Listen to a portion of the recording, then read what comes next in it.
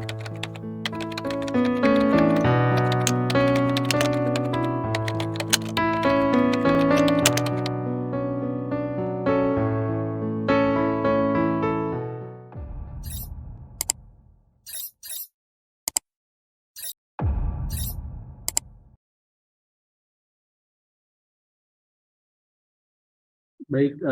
Assalamualaikum warahmatullahi wabarakatuh, Sobat Damai, teman-teman sekalian. Sekarang kita di waktu ini kita akan coba melihat bahwa banyak potensi, banyak kearifan, banyak hal-hal yang baik yang apabila itu kita coba pahami secara teoritis dalam perspektif studi agama-agama, dalam perspektif potensi-potensi perdamaian yang berbasis pada agama, bahkan potensi-potensi perdamaian yang berdasarkan pada budaya, kita akan bisa menemukannya jika kita punya perspektif, jika kita punya sudut pandang. Nah, sudut pandang yang kita pelajari sebagai studi agama-agama adalah sudut pandang, dalam hal ini adalah sudut pandang bagaimana agama ataupun budaya dia bisa berperan penting dalam menciptakan perdamaian, berperan penting dalam membangun resolusi konflik. Saya mengajak Anda semua jangan bayangkan bahwa konflik yang akan kita kaji adalah konflik yang luas, masif, internasional, begitu. Karena level kita sebutlah belum bisa, walaupun secara sumber daya belum bisa kita pergi melakukan studi lapangan ke tempat yang jauh ke luar negeri. Tapi mudah-mudahan beberapa tahun ke depan kita semua bisa. Tapi saya ingin melihat, walaupun kita di belakang meja, kita sebagai akademisi atau sebagai peneliti muda, kita mempelajari dokumen-dokumen, mempelajari buku-buku, mempelajari apa yang sudah dipublish di YouTube misalkan, atau yang sudah ditulis di berbagai artikel ilmiah. Lalu dengan perspektif kita sebagai seorang studi agama-agama, kita bisa melihat bahwa ini ada potensi. Lalu dari potensi itu kita racik, kita kelola, kita pantas-pantaskan secara ilmiah dalam struktur penelitian ilmiah, walaupun kita menggunakan studi pustaka, agar itu menjadi satu pesan damai, satu pesan perdamaian, atau potensi perdamaian itu bisa didesiminasikan melalui artikel ilmiah. Mudah-mudahan ini membantu ketika kita sudah mempelajari berbagai teori tentang perdamaian. Kita sudah belajar teori atau kita sudah mengetahui teori tentang kekerasan. Itu untuk menentukan apa sih kekerasan, dan fakta-fakta tentang kekerasan itu kita bisa munculkan berdasarkan pada dalil teoritis bahwa ini adalah kekerasan. Yang kedua, kekerasan itu bisa menjadi konflik ketika berbagai model kekerasan itu muncul dan pertentangan terjadi di masyarakat. Lalu mengapa si pertentangan ini bisa disebut dengan konflik yang berbasis kekerasan? Konflik tidak harus selalu berkaitan dengan kekerasan. Pada konflik itu dinamis, konflik itu ada. Konflik itu sejarah manusia tidak bisa lepas dari konflik. Artinya tidak lepas dari pertentangan. Dinamika perbedaan itu menjadi konflik. Tetapi kita bisa mengetahui bagaimana konflik itu akan menjadi kekerasan. Nah, perang misalkan itu tidak sama dengan konflik. Betul bahwa perang itu adalah konflik kekerasan, tetapi tidak sama dengan konflik. Mengapa? Karena perang terjadi itu disebabkan oleh adanya konflik-konflik pertentangan yang tidak selesai, sehingga yang tadinya konflik itu sederhana, kemudian berubah itu menjadi kekerasan, menjadi masif. Yang tadinya konflik itu bisa menjadi personal, tetapi karena itu dipelihara, tidak selesai, itu bisa menjadi konflik dari personal menjadi kelompok. Dari kelompok itu kemudian menghasilkan in-group dan out-group. Ini kelompok saya, itu kelompok musuh. Penunjukan musuh, kemudian itu dipelihara dan terus dikembangkan dari generasi ke generasi. Dalam studi perdamaian kita, dalam studi kebencian kita bisa melihat bagaimana warisan kebencian, warisan kekerasan itu bisa menular dari satu generasi ke generasi yang lain. Walaupun generasi yang lainnya itu tidak ada kaitan langsung dengan konflik pada pihak yang pertama atau pada masa-masa yang pertama.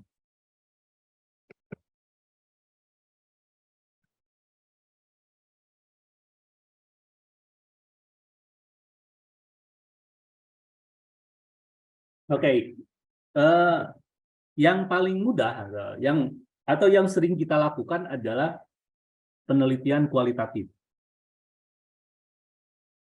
Nah, penelitian kualitatif adalah proses yang dinamis, dia intuitif dan kreatif. Jadi betul-betul mengandalkan kreativitas kita dari intuisi kita setelah kita menguasai teori yang akan kita gunakan.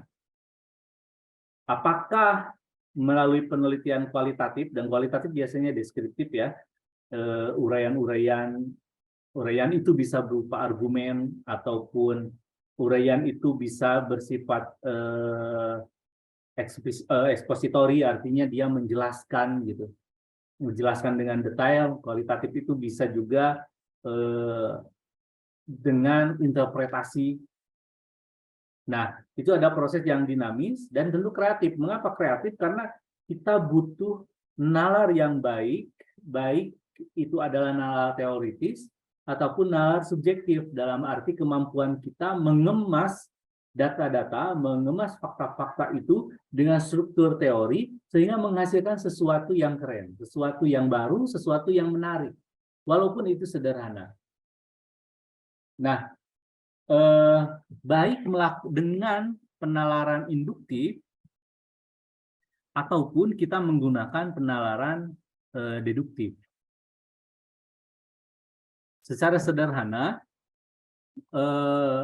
induktif ini menggeneralisir, artinya dia nalar kita, alur berpikir kita adalah menemukan atau berangkat dari sesuatu yang khusus menuju yang umum.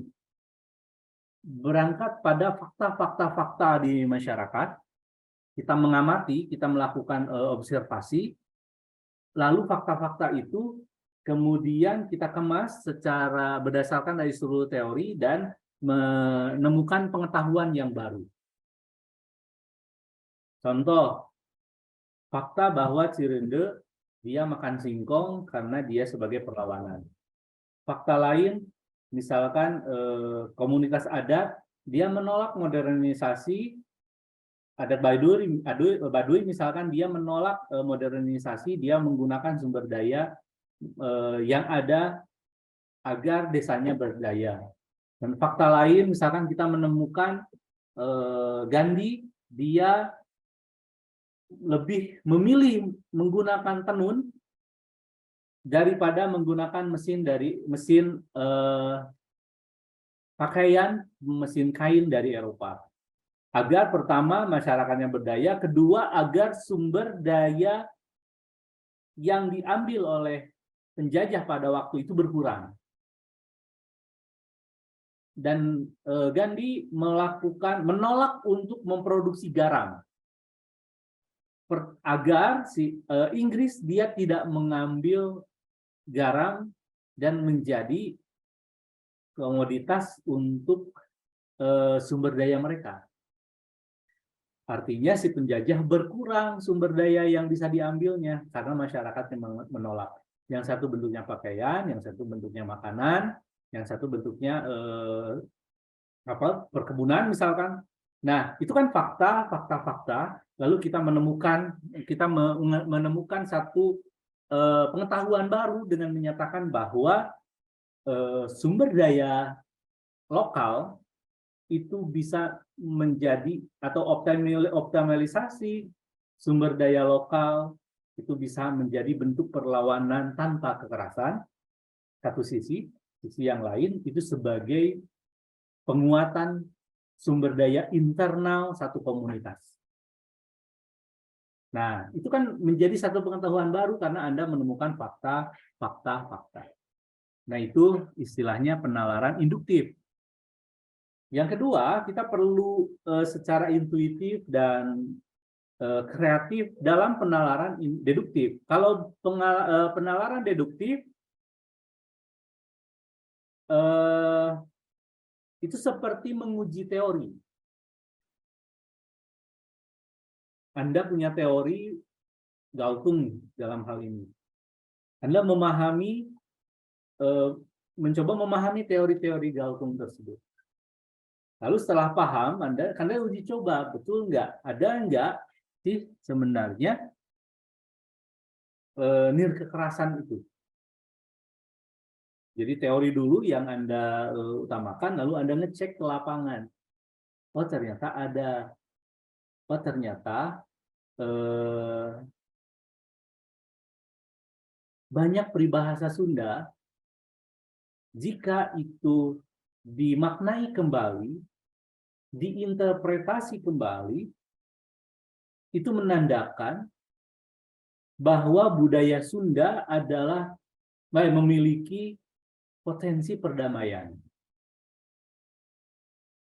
Atau jika satu budaya itu dikembangkan, kearifan lokal itu dikembangkan, dan dimaknai kembali sesuai dengan semangat zamannya, maka potensi budaya kearifan lokal tersebut bisa menjadi nilai-nilai yang bisa kita publikasikan, bisa kita sosialisasikan sebagai bentuk karakter budaya yang damai, yang rukun, yang toleran, yang harmonis. Nah, itu penalaran deduktif.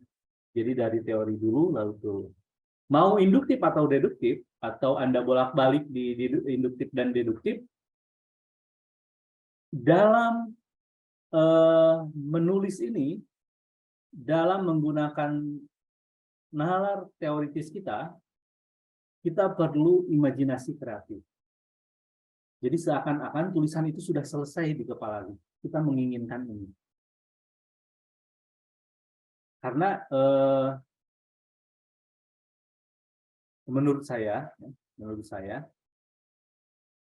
apabila Anda tidak kreatif dalam berpikir, susah untuk menemukan sesuatu yang menarik, sesuatu yang baru. Gitu. Nah, makanya analisis penelitian kualitatif ataupun kuantitatif, dia pasti menggunakan alur logika berpikir dan berteori. Nah, dengan penelitian kualitatif, bentuk pengetahuan dan imajinasi kreatif menghasilkan wawasan baru ke dalam bidang atau teori tertentu. Nah, ini imajinasi kreatif nih menjadi sangat penting. Imajinasi kreatif itu Anda punya kotak imajinasi kayak SpongeBob gitu, sama si Patrick, kotak imajinasi. Nah, kita menginginkan apa sebenarnya? Karena imajinasi kita dibentuk oleh atau dibantu, dilengkapi oleh struktur teori. Dalam hal ini adalah teori-teori yang dalam studi perdamaian. Dan kita bisa menciptakan apapun, nggak ada kaitannya Cirinde dengan Gandhi. Tetapi ketika kita kreatif, kita bisa menemukan ada kaitannya, gitu. Ada kaitannya. Nggak ada kaitannya antara salamnya contoh misalkan kan masing-masing agama memiliki salam. Ya kita bisa melihat secara faktanya bahwa ada shalom atau salam sejahtera untuk Kristen, ada Om Swastiastu, Buddha ada Namo Buddhaya, ada Namaste untuk untuk India, ada banyak sekali salam, ada jelas di Islam Assalamualaikum, ada Sampurasun, itu seakan-akan terpecah-pecah. Tetapi ketika melihat kita teori bahwa kita ingin membangun bina damai berdasarkan budaya untuk counter narasi dari budaya kekerasan menjadi budaya perdamaian, dan budaya perdamaian ini kita kembangkan dari salam, maka kita bisa menemukan titik temunya. Misalkan dalam penelitian saya, budaya damai di dalam salam, studi pada 6 salam agama resmi Indonesia.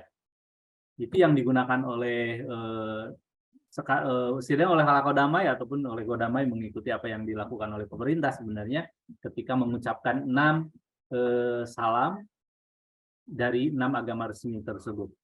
Tapi kita melihat jika orang memaknai salam, maka ada potensi kesadaran bahwa sebenarnya dia mengucapkan perdamaian.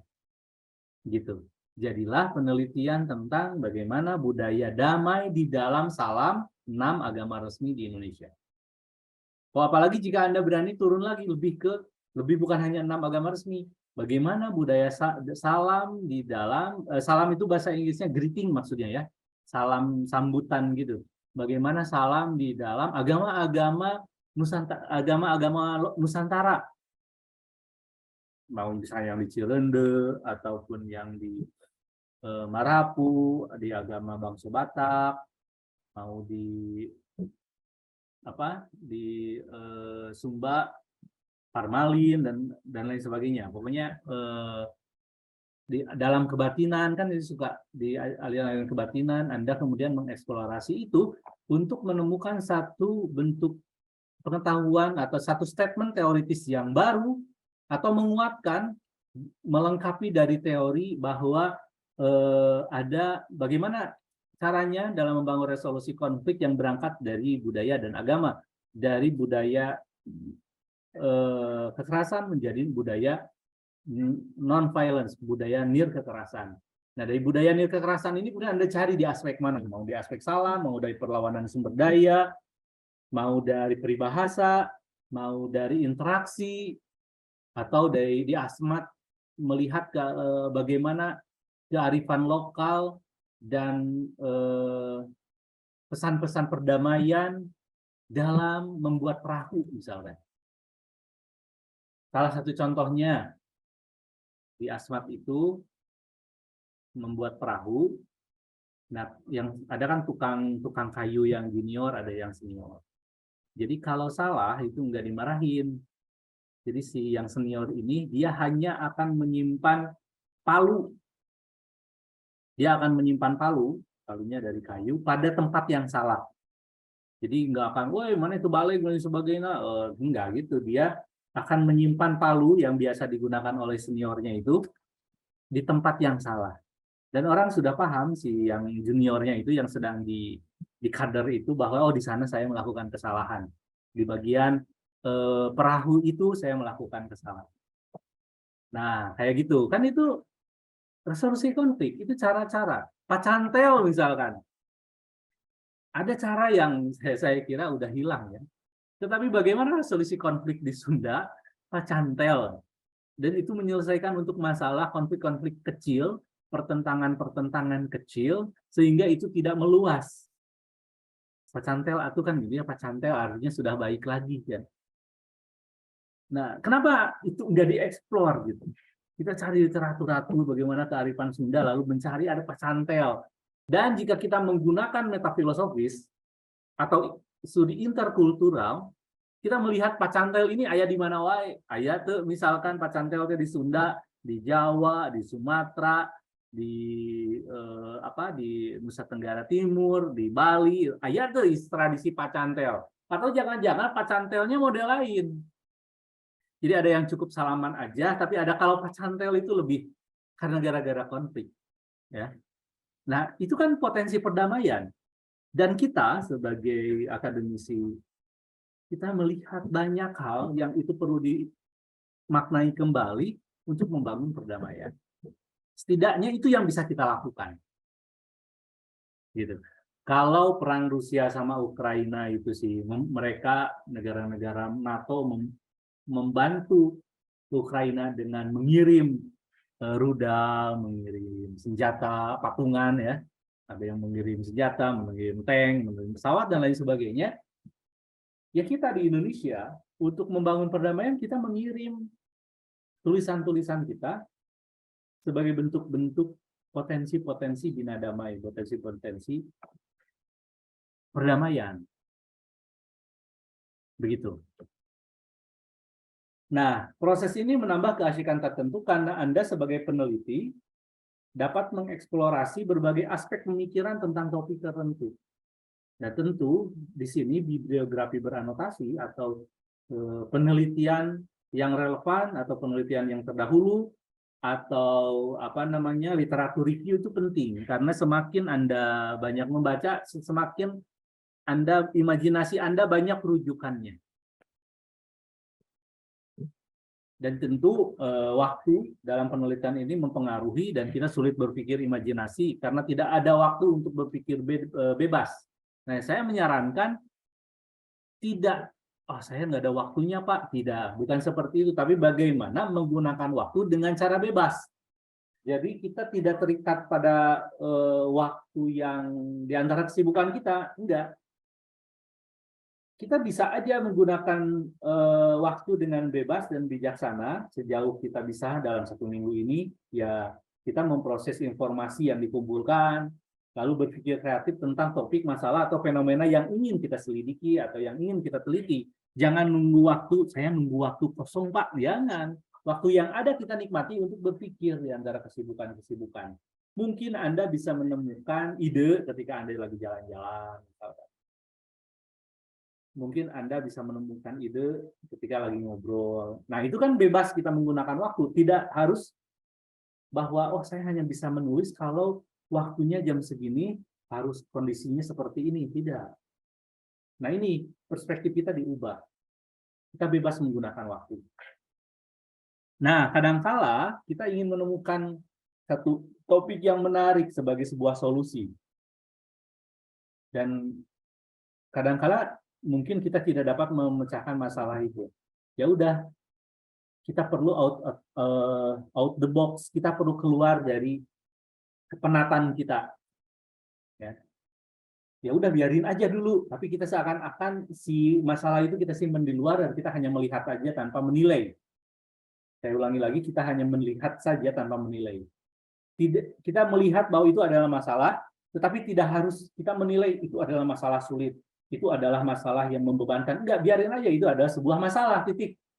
Dan kita tidak terlibat secara penilaian. Dan mungkin dengan cara itu kita menemukan sesuatu yang beda, sesuatu yang menarik. Nah, sesuatu yang menarik ini disebut dengan realitas. Ya. Sesuatu yang menggejala, sesuatu yang muncul, sesuatu yang Anda rasakan. Nah, sesuatu yang Anda rasakan itu bisa saja dia perspektif subjektif. Artinya Anda sebagai seorang Bagas, Anda sebagai seorang Indah, Anda sebagai seorang Aldi, bebas saja berkomentar terhadap realitas itu. Tetapi karena Anda seorang akademisi, Anda bisa melihat bahwa ketika kita akan mengomentari, kita harus menggunakan perspektif apa. Dengan cara itu kita akan hati-hati. Mungkin masalahnya adalah tentang hadis dan Al-Quran. Karena Anda seorang studi agama-agama, melihatnya dengan cara yang berbeda. Berbeda dengan melihatnya anak-anak ilha. Gitu. Dan akan berbeda lagi dengan anak-anak pendidikan. Berbeda lagi dengan misalkan anak-anak yang terlibat, mahasiswa yang terlibat pada gerakan harokah satu komunitas tertentu misalkan. Satu kelompok tertentu, beda. Makanya pendapat kita itu baiknya ditambah dengan perspektif objektif atau teoritis. Dan di sanalah keahlian, di sanalah kompetensi yang khusus. Karena Anda seorang studi agama-agama, pasti akan mengomentarinya dengan cara Anda sebagai seorang studi agama-agama. Nah, di sanalah mungkin subjektif kita bisa marah-marah, bisa ngaco, dan lain sebagainya, bisa sembarangan, bisa menjadi bola liar, bisa kemana aja. Tetapi karena Anda seorang akademisi, bola liar itu tidak terlalu liar amat, karena seliar-liarnya berada di dalam satu sudut pandang yang objektif, yang teori, yang teoritis. Jika Anda seorang studi agama-agama, maka menjadi studi agama-agama. Jika Anda seorang filsafat, seorang filsafat. Seorang teologi ya akan melihatnya pada sisi teologi. Anda seorang dokter ya Anda akan melihatnya sebagai perspektif seorang dokter. Anda nggak akan ngaco ngomong ke sana kemari. Gitu. Sedikit tapi berkualitas. Nah, ada beberapa yang saya menggunakan metode feed, yaitu yang pertama feed-nya itu feel. What bother you itu apa sih yang mengganggu Anda? Itu yang paling baik. Melihat dunia ini, melihat dinamika kehidupan ini, apa yang mengganggu Anda. Nah, mengganggu Anda itu tidak sembarangan. Anda kan lihat grup WA mengganggu, lihat postingan mengganggu, lihat short YouTube mengganggu, lihat TikTok mengganggu. Tapi itu kan subjektif, Anda bisa aja kemanapun. Gitu. Tetapi harus objektif. Ya apa sih secara teoritis Anda sebagai seorang akademisi yang mengganggunya itu harus jelas. Nah, tentu dalam mengganggu ini ada kaitannya dengan apa yang mengganggu tentang kerukunan, yang mengganggu pada perdamaian, yang mengganggu pada karena kekerasan. Nah, ketika Anda sudah tahu menentukan topik apa, yang kedua ada imagine. Anda membayangkan. Ini baiknya seperti apa? Teorinya sudah Anda pahami, sudah Anda baca, Anda sudah mempelajari bidang-bidang ilmu yang lain di dalam studi agama-agama. Anda sudah membaca buku-buku yang lain sejak ketika Anda kuliah atau ketika Anda beraktivitas di masyarakat, ini baiknya seperti apa? Nah, itu membayangkan. Pada membayangkan inilah literatur review menjadi penting. Pada membayangkan inilah informasi ngobrol menjadi penting. Pada membayangkan inilah Anda teori menjadi penting. Gitu. Dan bayangan Anda, tulisan itu sudah selesai. Saya akan nulis seperti ini. Kalau Anda merasa menjadi anak-anak senja sambil ngopi, maka ketika senja tulisan Anda sudah selesai di kepala Anda. Karena itu akan menuntun, akan menemukan realitas yang kreatif di dalam dunia ide Anda. Anda akan melakukan ini. Nah, setelah membayangkan itu Anda do, yaitu melakukan. Menuliskannya. Nah, dalam menuliskannya ya tentu tuliskan aja dulu semua. Dan jangan lupa sitasi. Nah, baru ketika setelah Anda melakukan, Anda ada editing dan lain sebagainya, baru ketika setelah itu Anda share. Nah, mudah-mudahan dalam artikel ini, dalam mata kuliah ini, share ini menjadi penting. Setidaknya di jurnal yang saya kelola, di Fokus, atau di jurnal Integritas Terbuka, atau beberapa sudah saya siapkan buku pilihan-pilihan artikel yang cukup baik, tetapi kalau ke jurnal atau ke jurnal butuh perbaikan.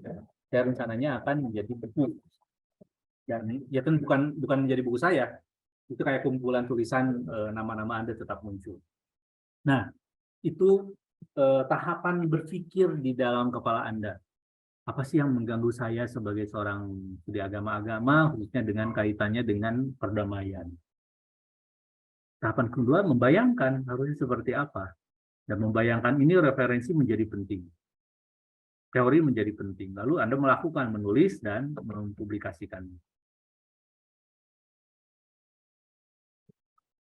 Nah, ketika Anda sudah akan melakukannya, do itu tadi, ya, Anda akan melakukannya, mudah-mudahan Anda ada yang sudah mengenal ini.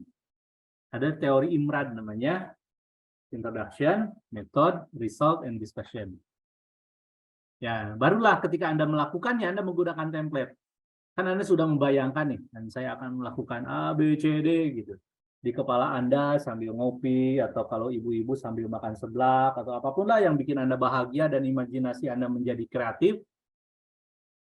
Bayangkan saya pengennya ini sambil baca-baca buku, oke, tandain ini. Nah, setelah itu Anda melakukannya, dan saya mengenalkan adanya di dalam artikel ini ada namanya IMRAD ini, Introduction, Method, Result, dan Discussion. Nah, yang pertama sebelum IMRAD tentu Anda akan menulis judul, penulisnya, ada abstraknya apa, nanti, tapi ini bisa nanti. Tapi di IMRAD ini yang penting yang pertama adalah pendahuluan. Pendahuluannya apa? Dan menurut saya di dalam teori di Galtung, teori ini di awal-awal tentang kekerasan itu dan konflik menjadi penting. Mengapa? Karena Anda bisa mengemukakan berbagai fenomena, berbagai realitas tentang konflik. Dan kita mengatakan bahwa itu konflik bukan hanya sekedar memang itu adanya konflik. Tapi karena kita mengetahui teori bahwa itu adalah kekerasan. Yang kedua adalah metode. Anda menggunakan metodenya. Jadi Anda menggunakan metode apa dalam penelitian ini? Saya menggunakan penelitian ini adalah penelitian kualitatif dan dengan jenisnya studi pustaka. Studi pustaka yang dilakukan adalah saya mencari semua referensi tentang kekerasan dan lain sebagainya misalkan. Dan ini dilakukan selama 3 bulan. Nah, lalu itu dipilih dengan baik. Nah, seperti itu metode itu cerita Anda meneliti, menemukan data, menemukan data, menganalisis data. Kalau Anda menggunakan, saya menggunakan teori mimesisnya Paul Ricoeur.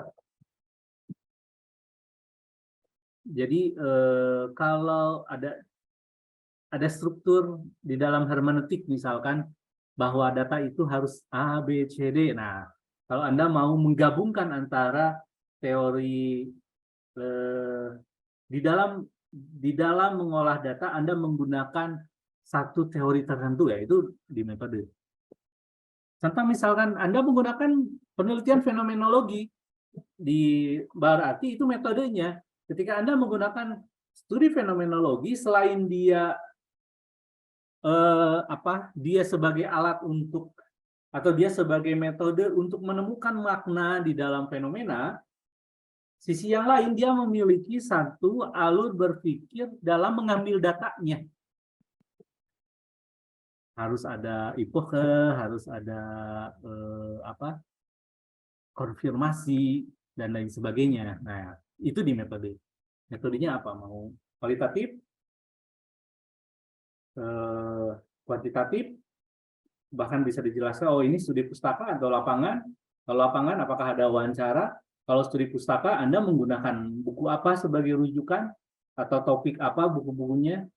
Atau Anda ternyata menemukan 30 buku yang sangat menarik, yang ada kaitannya dengan topik tentang cirende misalkan, atau tentang umbi-umbian.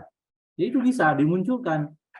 Dan selain itu, saya menggunakan penalaran induktif misalnya, karena dari fakta-fakta menjadi kayak gitu. Atau saya menggunakan induktif-deduktif. Di bagian ini saya menggunakan induktif, di bagian ini saya menggunakan deduktif.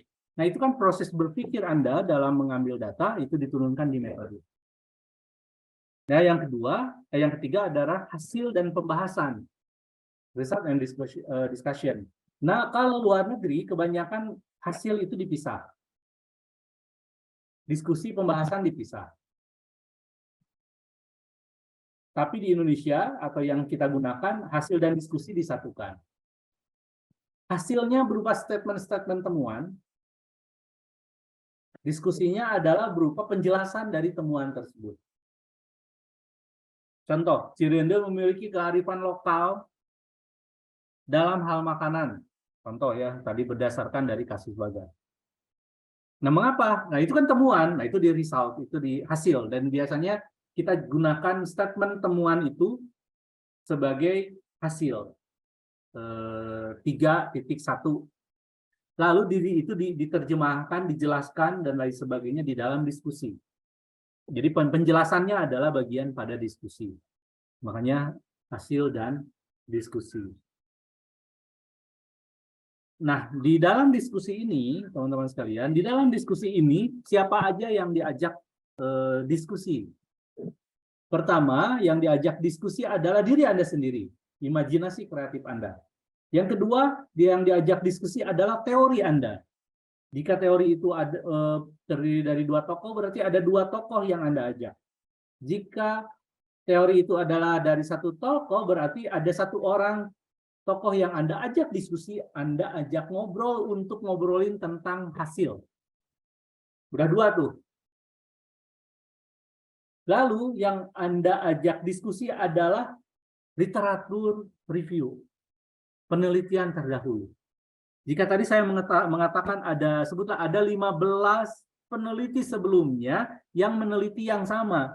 Nah, itu dikutip, itu dipelajari, itu diparafrase untuk menguatkan argumen Anda di dalam diskusi.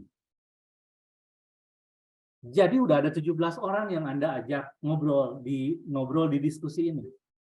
Yang pertama ada diri Anda sebagai peneliti, yang kedua adalah teori Anda, yang ketiga adalah literatur review.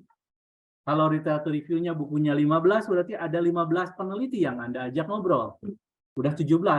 Lalu yang keempatnya adalah data itu sendiri menjadi teman bicara Anda. Jika Cirende atau jika sebutlah Cirende tadi yang sudah Bagas jelaskan, itu sebagai datanya, sebagai sumber informasinya, berarti orang-orang Cirende itu menjadi teman diskusi berupa kutipan wawancara. Artinya udah banyak orang tuh. Makanya di dalam diskusi ini biasanya isinya adalah eksplanasi, penjelasan. Setelah penjelasan adalah interpretasi atau argumen. Argumen-argumen yang menandakan bahwa ini penting. Argumen-argumen yang menandakan bahwa ini adalah kearifan lokal. Lalu itu diinterpretasi, dimaknai. Jadi ada ekspositori menjelaskan sesuatu, apa itu umbi-umbian versinya Cirende itu. Dijelaskan, setelah itu ada argumen bahwa umbi-umbian ini adalah bentuk perlawanan. Anda melakukan dalil-dalil, sitasi-sitasi, dan lain sebagainya. Lalu setelah melakukan argumen, Anda melakukan interpretasi. Lalu maknanya apa? Oke, itu perlawanan, lalu apa maknanya? Oh, maknanya itu adalah bentuk kekerasan, itu adalah bentuk kesederhanaan hidup, itu adalah bentuk penghormatan alam. Nah, ekspositori, penjelasan, argumen, dan interpretasi ini menjadi satu pola yang tidak dipisahkan dalam menjelaskan pembahasan ini.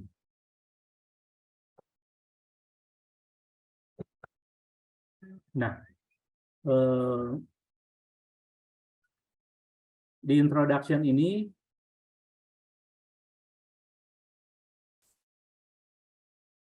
pertama Anda harus punya latar belakang mengapa fenomena ini menarik.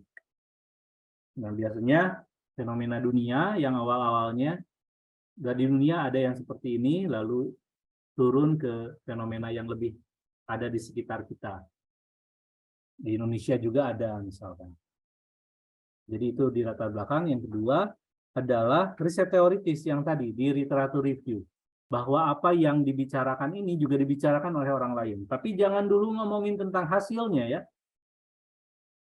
Mengapa? Karena hasil di dalam bagian riset teoritis ini, literatur ini,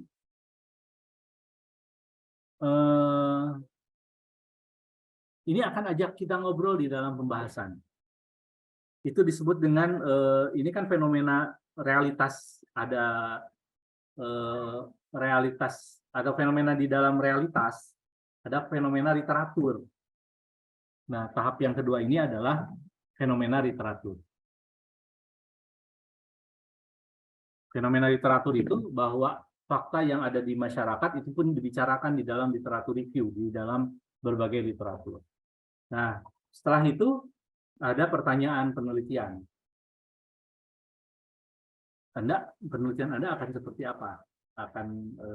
Dan akan ingin menjawab tentang apa sebenarnya? Bukan jawaban ya. Yang ingin Anda jawab adalah masalah kerukunan. Yang ingin Anda jawab adalah bagaimana budaya memiliki, untuk meyakinkan bahwa budaya di dalam Sunda memiliki kearifan lokal yang bisa membangun toleransi dan kerukunan. Nah, itu menjawab persoalan apa? Tetap pertanyaan penelitiannya apa? Biasanya pertanyaan penelitian menggunakan kata bagaimana. Atau begini, ada 3 ya, sejauh saya tahu. Kalau pertanyaannya apa, berarti dia biasanya deskripsi. Kalau pertanyaannya bagaimana, maka dia akan menjawabnya dengan proses. Proses resolusi konflik atau bagaimana suatu kejadian itu terjadi, itu proses gitu. Lalu kalau mengapa, maka itu isinya alasan-alasan. Mengapa sih A melakukan hal seperti ini? Mengapa Gandhi melakukan seperti ini? Mengapa masyarakat Cirende melakukan seperti itu? Mengapa? Lalu bagaimana prosesnya? Adalah misalnya bagaimana membuat makanan yang tadi itu adalah proses. Tapi mengapa kok memilihnya menjadi umbi tidak padi? Tadi kan ada penjelasannya. Nah, tips yang lain adalah bahwa penelitian ini dibangun berdasarkan penelitian terdahulu. Jadi kita berada di pundak para raksasa, itu istilahnya. Kita bisa melihat dunia yang kita lihat, tapi kita berdiri di pundak raksasa, artinya di pundak para peneliti sebelumnya, karena kita melihat bahwa sesuatu ini menarik berdasarkan dari informasi para peneliti sebelumnya yang kita baca. Namun, kita menemukan atau kita menyatakan atau kita memposisikan diri bahwa saya akan mengkaji di bagian ini karena penelitian sebelumnya, walaupun topiknya sama, belum meneliti itu. Atau saya melanjutkan yang telah diteliti oleh si A di Cirende, oleh si B tentang A gitu. Seperti itu. Jadi sisi lain yang belum diteliti atau melanjutkan penelitian yang sudah dilakukan. Nah, dengan kata lain, di dalam introduction ini ada kontribusi. Kontribusi ini bisa kita katakan bahwa dari penelitian terdahulu itu si A ini menyatakan A, B, C, D, tapi saya punya ini untuk kontribusi dalam penelitian. Nah, ini introduction. Yang kedua adalah metode. Metode ini cerita tentang analisis teori, tentang sesuai dengan bidang ilmu Anda. Anda penelitian kualitatif, tapi di bidang apa? Oh, saya kualitatifnya di bidang studi agama-agama. Itu uraikan seunik mungkin cerita tentang mengambil data. Cerita tentang Anda menjelaskannya saya menggunakan teori ini. Datanya saya ambil dari studi pustaka, dan saya menemukan ada 100 buku yang kaitannya dengan ini yang saya teliti, kayak gitu. Dan saya berangkatnya dari studi pustaka atau dari studi agama-agama dan secara khusus dalam bidang sosiologi misalnya. Atau saya menggunakan perspektif satu teori ini dari bidang sosiologi, teori ini dalam bidang teologi. Mengapa? Karena ketika kita mengkaji masyarakat, ternyata mereka menggunakan satu doktrin, satu dalil, berarti saya masuknya karena ada kaitannya dengan keimanan, kaitannya dengan ketuhanan. Maka pada lapis kedua, pada middle teori, saya menggunakan teori dalam teologi. Karena religious studies ini sifatnya multidisiplin atau sifatnya juga interdisipliner, jadi dia bisa menggabungkan dari berbagai bidang ilmu. Bidang ilmu di dalam religious studies biasanya kan psikologi agama, teologi, filsafatnya agama, sosiologi yang agama, antropologinya agama, fenomenologi agama, biasanya seperti itu. Dan Anda wajib menjelaskan di dalam metode ini bagaimana masalah dapat dipecahkan. Ya, Anda menjelaskan bagaimana pertanyaan penelitian itu bisa dijawab dengan metode ini. Dan bisa juga Anda mendialogkan metode. Jadi kira-kira Anda ada ngobrol sedikit dengan penelitian terdahulu. Bahwa metode ini pernah dilakukan misalkan oleh Aldi pada penelitian A 2001. Dia menggunakan metode ini. Atau Anda misalkan dari 30 referensi Anda melihat bahwa semuanya menggunakan metode kualitatif dengan alasan ini. Nah, itu mendialogkan metode. Itu lebih keren kalau Anda bisa seperti itu. Jadi bukan hanya sekedar literatur bahwa topik yang saya bahas pernah dibahas sebelumnya, dan saya berbedanya di sini, itu novelty-nya. Pada bagian metode, Anda pun bisa mendialogkan dari 30 metode, dari 30 penelitian terdahulu ini, semuanya menggunakan metode kualitatif kecuali yang sekian orang yang menggunakan metode kuantitatif. Nah, ketika Anda mendialogkan metode itu lebih keren. Artikel Anda lebih keren. Jadi, Anda berangkat pada metode-metode yang sudah dilakukan sebelumnya dengan topik yang sama. Nah, hasil dan pembahasan adalah temuan-temuan ya yang murni kita temukan. Bukan analisis ya, yang murni kita temukan. Kalau Anda memilih untuk memisahkan antara temuan dan pembahasan, ya Anda isinya temuan aja semua, jangan dulu dianalisis. Contoh,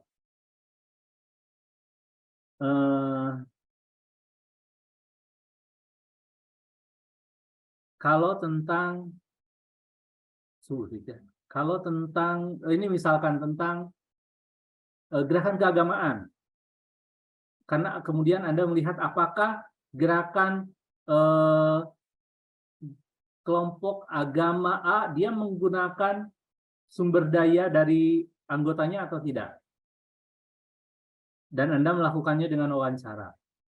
Di dalam bagian result ini, bagian hasil ini, Anda mengutip aja bahwa pertama, kelompok A mengoleksi infak dari kelompoknya. B, kelompok A dia mewajibkan zakat diserahkan kepada kelompoknya. C, dia mewajibkan semua pembelian kebutuhan pokok harus berdasarkan dari koperasi kelompok A. Nah, Anda hanya menemukan itu. Oke, penghasilannya sekian. Mengapa itu dilakukan? Temuan aja di lapangan, tidak ada analisis. Nah, ketika di pembahasan, Anda mulai mendiskusikan. Apa sih maksudnya kok infak seperti harus ke kelompok ini? Apa sih maksudnya? Apa sih alasannya kenapa harus beli bahan pokok khusus ke kelompoknya dan lain sebagainya? Itu di pembahasan. Nah, ada yang lebih mudah yaitu result dan diskusi disatukan. Jadi Anda menggabungkan antara temuan di lapangan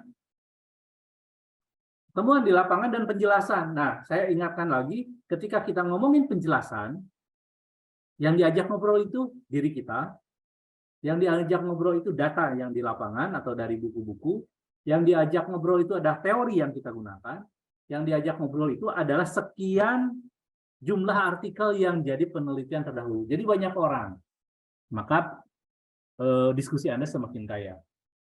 Itu di dalam hasil. Nah, apabila Anda memisahkannya hasil atau mau menggabungannya, hasil itu bisa berupa deskripsi, narasi, kutipan, gambar, tabel, dan lain sebagainya. Dan ada kutipan-kutipan wawancara, bukan hanya sekedar referensi. Maksud saya di sini di bagian bawah, minim citasi referensi itu artinya jika Anda memisahkan hasil dengan pembahasan, berarti yang banyak muncul adalah kutipan wawancara, tabel-tabel, data-data penting dari lapangan. Ini seperti Anda laporan ini aja, laporan di lapangan. Lalu si laporan itu, kalau Anda memisahkannya dalam pembahasan, discussion, Anda jelaskan itu di dalam diskusi. Tapi kebanyakan adalah hasil dan pembahasan itu satu. Sekaligus dipaparkan datanya lalu dianalisis. Paparkan datanya lalu dianalisis. Tidak dipisahkan seperti itu. Nah, diskusi ini adalah, ya, masuk lagi ke diskusi, adalah penjelasan tentang jawaban-jawaban pertanyaan penelitian yang ada di pendahuluan. Bisa jadi di dalam diskusi ini, ingat ya, diskusi itu diri kita, teori kita, lalu yang diajak diskusi ini adalah data kita, si sumber penelitiannya, sumber informasinya, dan penelitian terdahulu. Berarti kan banyak orang. Nah, itu tidak harus sama semua. Kalau ada yang beda, Anda harus seru. Wah, ini dapat nih, beda nih pendapat ini. Yang menolak itu harus seru, jadi seru gitu. beragam pendapat di dalam diskusi ini. Kemudian ada argumen, ada analisis, ada interpretasi, yaitu menafsir implikasi dari hasil. Jika dengan menggunakan teori sumber daya, bahwa si Ormas A dia memobilisasi sumber daya dengan wajib infak bulanan, contoh. Itu kan temuan. Lalu di dalam diskusi ini menafsirnya, apa sih maksudnya? Mengapa ini terjadi, alasan-alasannya? Anda langsung dikaitkan dengan, oh ternyata ini tujuannya seperti ini, pernah juga dikaji oleh si A bahwa yang model ini adalah kelompok yang eksklusif, atau yang kelompok ini adalah sebagian dari bagaimana membangun kemandirian, dan macam-macam. Begitu. Dan ini mendialogkan temuan kita dengan temuan orang lain, boleh jadi sama atau mirip. Juga perbedaan kita dengan penelitian orang lain, yaitu penelitian terdahulu, itulah kekuatan dari dialog diskusi. Kekuatan dialog dalam pembahasan adalah dialog yang kuat tentang argumen dan tentang interpretasi, yang sumbernya adalah dari data yang kita ambil, dari diri kita sendiri sebagai peneliti yang kreatif, dari teori yang kita pahami, lalu dari penelitian terdahulu yang kita baca, yang kita jadikan fondasi untuk membangun penelitian kita. Makanya istilahnya kita berdiri di bahu para raksasa agar melihat dunia, gitu. Agar bisa melihat dunia, artinya bisa melihat satu fenomena dari berbagai aspek yang sudah diteliti sebelumnya.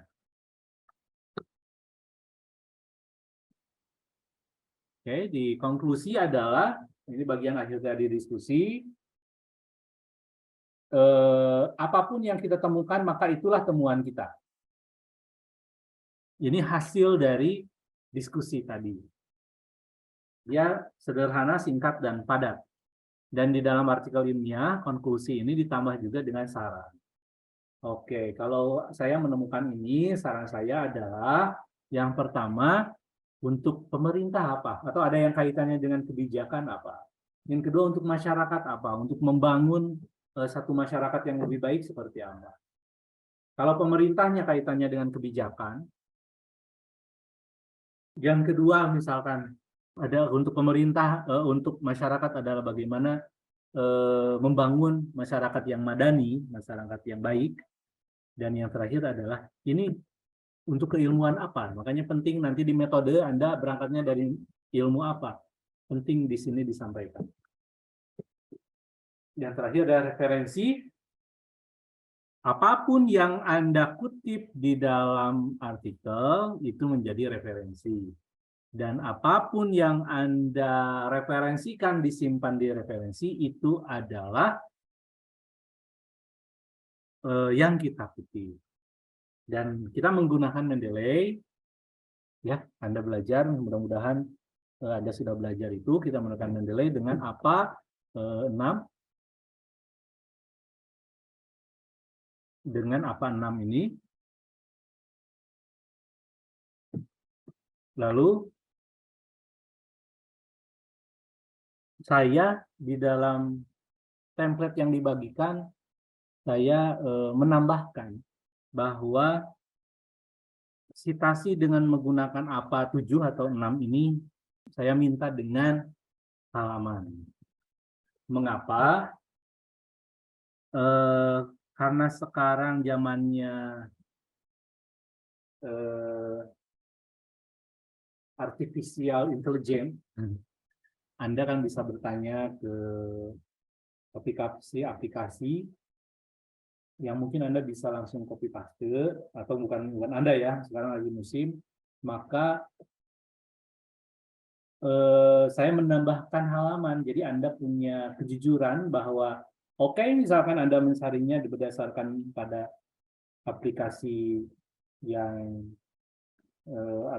artificial intelligence ini, tapi Anda bisa merujuk kepada buku aslinya. Dan ini loh saya bacanya di halaman ini. Jadi kejujuran Anda bukan hanya sekedar, kalau apa kan biasanya penulis dan tahun. Jadi saya nambahkan, oke, kalau itu penulisan tahun, bisa aja Anda kan tidak baca, atau Anda tidak, seseorang hanya mengutip dari kutipan orang lain saja, tanpa pernah membacanya. Maka ada pertanggungjawaban akademik dan moral, Anda di halaman berapa. Kalau Anda mencantumkan ini halaman berapa, ya berarti Anda betul-betul membacanya. Yang kedua, jika itu bohong, gitu ya, jika itu memang diasal-asalan dan itu dipublish, berarti kan, oh orang ini ternyata, nanti si publik akan mengetahui sendiri, berarti orang ini nggak baca di sini, dia hanya nempel aja di halaman sekian. Gitu. Jadi saya mencantumkan halaman berapa di sana di dalam template. Oke, seperti itu. Ini adalah sejauh pengalaman saya dalam menulis.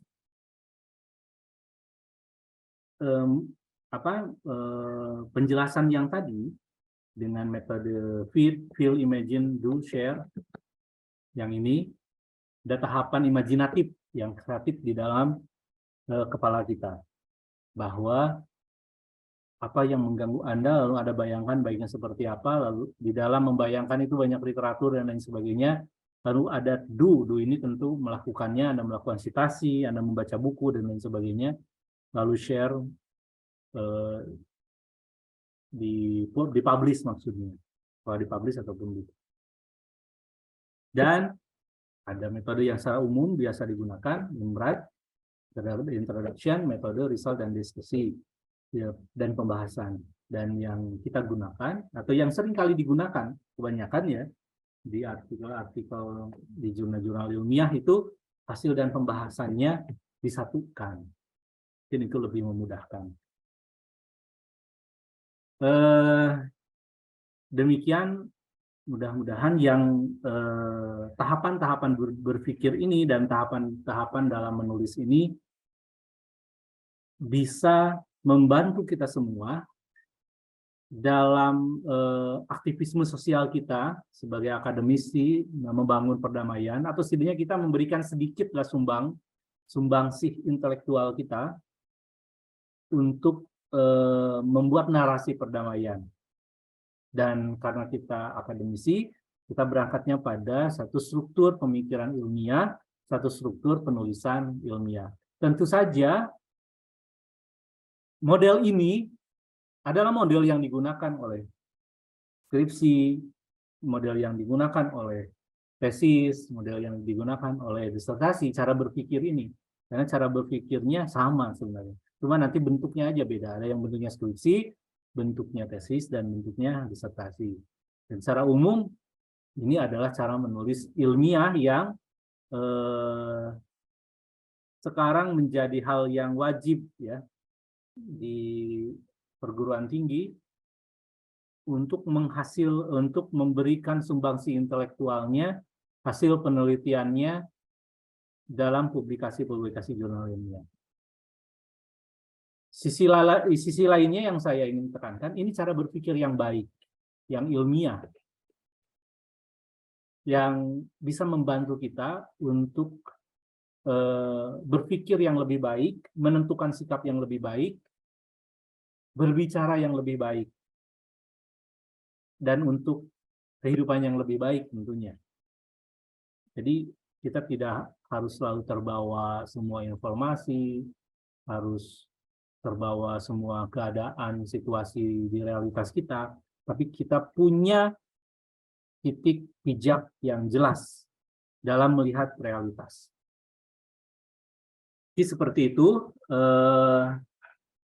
di pertemuan tentang bagaimana menciptakan pesan damai dari secara ilmiah, bagaimana menciptakan pesan damai secara ilmiah ketika kita melihat potensi perdamaian di masyarakat.